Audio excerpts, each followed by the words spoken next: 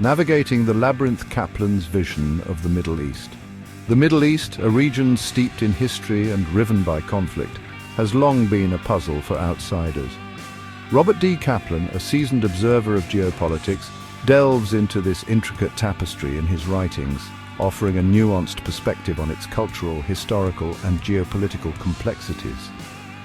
Kaplan's lens is wide, encompassing the tumult of Palestine and Iraq, the strategic importance of the Red Sea, and the rising ambitions of Saudi Arabia and its Gulf neighbors. He navigates the present while anchored in the past, illuminating the forces shaping the region's destiny. Central to Kaplan's analysis is the rise of strongmen and autocrats, figures who have emerged as potential sources of stability in a region prone to fragmentation. From Recep Tayyip Erdogan's neo-Ottoman aspirations in Turkey to the legacy of Hafez al-Assad's iron-fisted rule in Syria, Kaplan grapples with the paradox of authoritarianism as a guarantor of order. He invites us to consider whether, in a region where tribal and sectarian loyalties often supersede national identity, centralized authority might be the surest path to cohesion. Kaplan's insights are informed by a deep understanding of history and the intellectual currents that have shaped perceptions of the Middle East. He draws upon the work of scholars like Edward Said, who deconstructed Western representations of the Orient, and Arnold Toynbee, whose study of civilizations provides a framework for understanding the region's trajectory. By weaving together these intellectual strands, Kaplan crafts a narrative that is both thought-provoking and accessible. Kaplan's work is not merely descriptive, it is also prescriptive. He argues that the West's attempts to impose its own models of governance on the Middle East have often backfired, leading to chaos and instability. The 2003 invasion of Iraq, he contends, is a prime example of this misguided approach. Instead of fostering democracy, the toppling of Saddam Hussein unleashed sectarian violence and created a vacuum that allowed groups like ISIS to flourish. Saudi Arabia's Gamble Vision 2030 and the quest for transformation. Within the broader context of the Middle East's intricate dynamics, Saudi Arabia stands as a pivotal player. The kingdom, long reliant on its vast oil reserves, is undergoing a period of profound transformation under the ambitious Vision 2030 plan spearheaded by Crown Prince Mohammed bin Salman. This audacious blueprint seeks to diversify the Saudi economy, reduce its dependence on fossil fuels, and usher in a new era of social and cultural change. Vision 2030 is a multi-pronged strategy that aims to create a vibrant society, a thriving economy, and an ambitious nation. It encompasses a range of initiatives, from developing non-oil sectors like tourism, mining, and technology to empowering women and fostering a culture of innovation. The plan's success hinges on the ability of the Saudi leadership to navigate the complexities of social change while maintaining stability in a volatile region.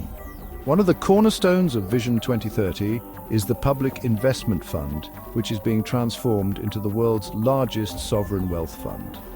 The PIF is tasked with investing in a diverse portfolio of assets, both domestically and internationally, to generate returns that will support the kingdom's long-term economic growth.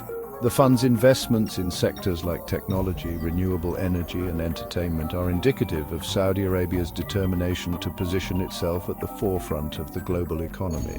However, Vision 2030 is not without its challenges. The plan's ambitious goals require a significant shift in mindset and a willingness to embrace change, both within the government and among the Saudi population. The kingdom's conservative social fabric and its history of resistance to reform pose potential obstacles to the realization of the plan's full potential.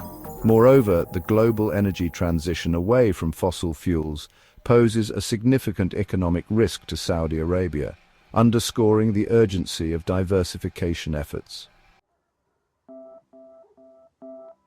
The Dragon's Footprint. China's Belt and Road in Pakistan. As Saudi Arabia charts its own course, another global power is making its presence felt in the Middle East, China. Beijing's Belt and Road Initiative, a trillion-dollar infrastructure and investment program, has extended its reach to Pakistan, where the China-Pakistan Economic Corridor has become a flagship project.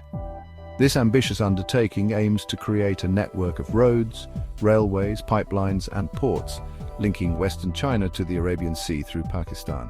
CPEC is more than just an economic project. It is a testament to the deepening strategic partnership between China and Pakistan. For China, CPEC offers a vital trade route that bypasses the Strait of Malacca, a strategic choke point in the South China Sea. For Pakistan, it represents an influx of much-needed investment in infrastructure and the promise of economic development. However, CPEC has also sparked controversy. Critics argue that the project saddles Pakistan with unsustainable debt and compromises its sovereignty. Concerns have also been raised about the environmental impact of the corridor and the potential for social unrest in areas where land has been acquired for construction. The project's opacity and the lack of transparency surrounding its financing have further fueled skepticism. Despite these concerns, CPEC remains a cornerstone of China's ambitions in the Middle East. The project's completion would solidify China's presence in the region and enhance its geopolitical leverage. It would also provide Pakistan with a much-needed economic boost and strengthen its ties with a rising global power. The success or failure of CPEC will have far-reaching implications for the regional balance of power and the future of Chinese influence in the Middle East. The mirage of intervention, Western missteps in the Middle East. The Middle East has long been a theater for Western intervention, often with disastrous consequences. From the Sykes-Picot Agreement of 1916, which carved up the Ottoman Empire into spheres of influence, to the 2003 invasion of Iraq, Western powers have repeatedly sought to shape the region's destiny, often with little regard for the complexities on the ground. Kaplan argues that these interventions, driven by a mix of strategic interests, ideological convictions, and a misplaced belief in the universality of Western values, have often exacerbated existing tensions and created new ones. The 2003 invasion of Iraq, in particular, stands as a cautionary tale of the perils of interventionism. The toppling of Saddam Hussein, far from ushering in an era of democracy and stability, unleashed sectarian violence and created a power vacuum that allowed extremist groups like ISIS to flourish. The war's legacy continues to haunt the region, fueling instability and undermining trust in Western intentions. Kaplan argues that the West's mistakes in the Middle East stem from a fundamental misunderstanding of the region's history, culture, and political dynamics.